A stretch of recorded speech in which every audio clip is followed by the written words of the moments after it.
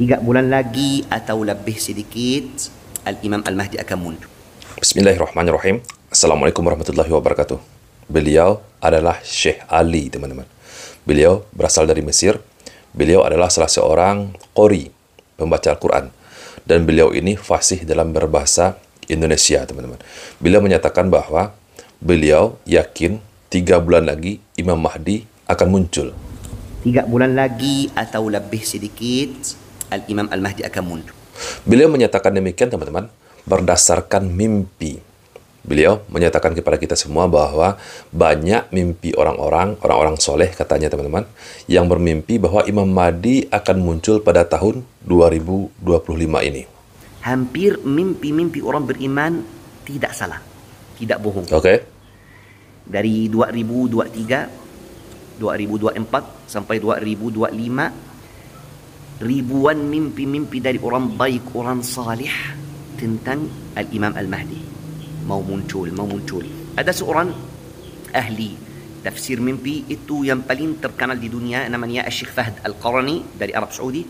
Dari 2023 selalu tafsir mimpi-mimpi tentang Al-Imam Al-Mahdi. Dia selalu bilang di tahun 2025. Saya nggak tahu, teman-teman. Saya nggak tahu Syekh ini mendapatkan data dari mana. Apakah beliau ini mengumpulkan setiap orang yang bermimpi? Kata beliau ada ribuan mimpi orang-orang soleh, yang mana tafsir dari ribuan mimpi ini menyatakan bahwa Imam Mahdi muncul pada tahun 2025. Data beliau ini dari mana? Apakah setiap yang bermimpi melaporkan mimpinya? Dan dilaporkan kepada siapa? Katanya ada ribuan orang soleh. Ini yang pertama, teman-teman. Yang kedua, yang ingin saya tanyakan, sejak kapan mimpi bisa dijadikan hujjah? Dijadikan dalil. Yang bisa dijadikan dalil, teman-teman, yaitu Al-Quran, hadis, ijma' para ulama atau pendapat para ulama. Dan yang keempat adalah qiyas, teman-teman. Saya mencoba mencari di beberapa sumber, sahabatku semua, apakah ada di dunia ini lembaga khusus pencatat mimpi. Karena Syekh tadi, teman-teman, menyatakan bahwa ada ribuan mimpi yang tafsirnya, dari ribuan mimpi ini, teman-teman, menafsirkan bahwa Imam Mahdi itu muncul pada tahun 2025. Bahkan beliau tadi juga menyatakan akan muncul 3 bulan lagi. Ini perlu kita pertanyakan, teman-teman. Apakah ada lembaga khusus yang mencatat mimpi?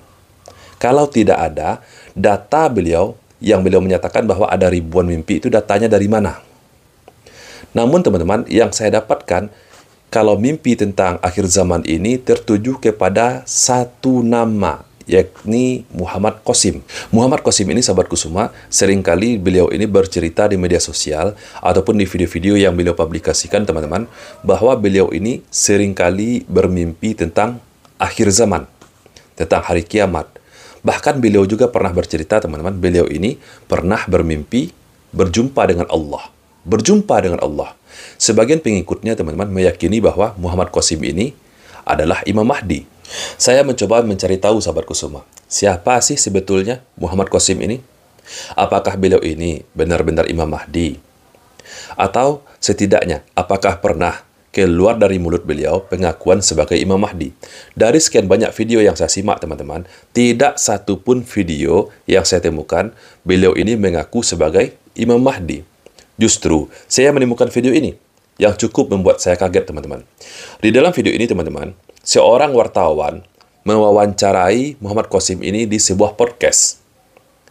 Nah, di sini saya temukan, teman-teman, pengakuan dari Muhammad Qasim ini. Beliau mengaku sholatnya jarang-jarang, teman-teman. Jarang sekali beliau sholat. Dalam artian, sholat beliau ini tidak sempurna, tidak lengkap 5 waktu. Bahkan jarang sekali sholatnya. Coba kita simak, teman-teman, videonya. नमाज पढ़ते हैं रेगुलर नहीं पढ़ता हूँ. Wartawan bertanya, apakah Anda sholat?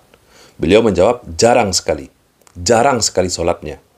अच्छा कब मतलब कब पढ़ते हैं जब टाइम मिल जाए या जब दिल चाहे बस जब दिल चाहे. Beliau sholat ketika beliau ingin. Beliau meninggalkan kewajiban sholat 5 waktu, teman-teman. Dalam artian beliau ini sholatnya bolong-bolong. Tetapi diyakini oleh sebagian pengikutnya bahwa beliau ini adalah Imam Mahdi. Ini luar biasa sekali, teman-teman. हफ्ते में एक बार? वल्लाह आलम नहीं, अच्छा। कभी से देर नहीं होती। देखें जब अल्लाह तौफीक दे, क्योंकि एक ड्रीम में अल्लाह ने मुझे कहा था कि नमाज का पूछना हक सिर्फ मेरा ही है, और जब लोग ज़्यादा पूछें तो उनसे कहना कि जब अल्लाह मुझे तौफीक देगा तो मैं नमाजें भी बाकायदगी से पढ़ना शुरू कर दूँगा। Dari pengakuan beliau ini, teman-teman, dapat kita simpulkan bahwa beliau ini ternyata bukanlah Imam Mahdi. Mustahil jika Imam Mahdi meninggalkan sholatnya. Sholatnya jarang-jarang. Ini adalah suatu yang sangat mustahil sekali. Ada seorang bapak-bapak Pakistan yang kemudian datang ke Indonesia untuk menyebarkan mimpi-mimpinya yang begitu luar biasa. Herannya bapak-bapak ini di salah satu podcast pernah ditanya, gimana sholat kamu? Jawaban dia adalah jarang. Gimana ceritanya ada orang yang jarang sholat kemudian dieluk-elukan sebegitu luar biasa ini. Bahkan mimpinya diperlakukan layaknya wahyu. How? Dia mengatakan dia pernah berjumpa dengan Allah, pernah berjumpa dengan Nabi Muhammad salawatu rabbi wassalamu. Oke. Anggap mimpi itu benar. Tapi apakah mimpi itu bisa jadi hujjah? Apakah mimpi bisa jadi dalil? No.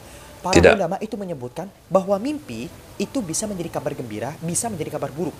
Oke, kamu berjumpa dengan Rasulullah, itu kabar yang begitu gembira, yang begitu luar biasa. Tapi apakah mimpi kamu bisa dijadikan sebagai patokan hukum tertentu untuk menentukan satu kaidah tertentu? Gak bisa. Mimpi bukan hujjah, mimpi bukan dalil, mimpi gak bisa menjadi sesuatu yang menjadi pertimbangan apakah sesuatu ini boleh atau tidak. Gak bisa, ya. Itu adalah sesuatu yang selalu dibahas oleh para ulama.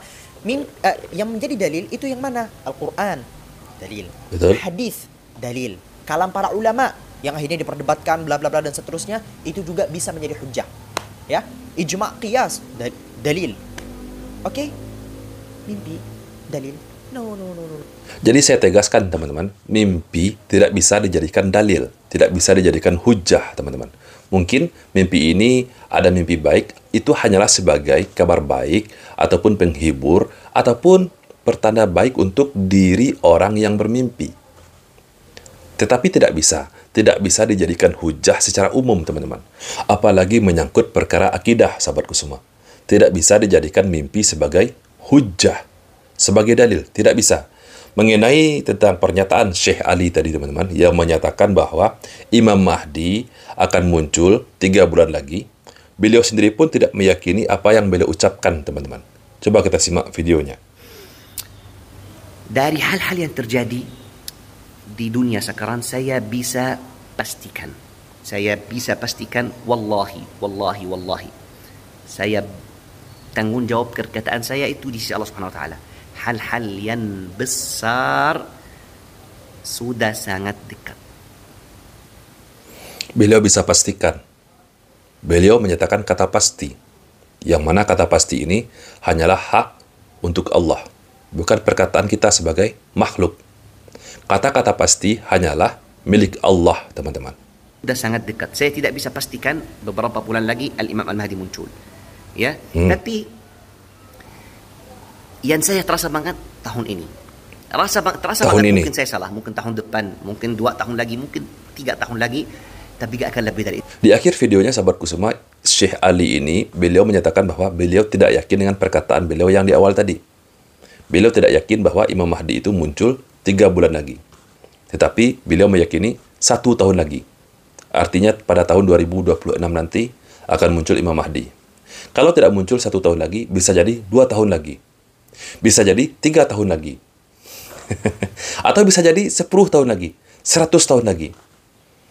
Jadi sahabatku semua, yang ingin saya tegaskan, tidak ada satupun makhluk di muka bumi ini yang mengetahui perkara-perkara gaib, yang mengetahui perkara-perkara apapun yang belum terjadi, kecuali para nabi yang sudah diwahyukan oleh Allah. Masa kenabian sudah putus, teman-teman. Jadi mimpi tidak bisa dijadikan hujjah, tidak bisa dijadikan dalil. Apalagi ini menyangkut perkara akidah. Nauzubillah. Semoga video ini bermanfaat untuk kita semua. Saya, Reski Masya Putra. Barakallahu fikum. Assalamualaikum warahmatullahi wabarakatuh.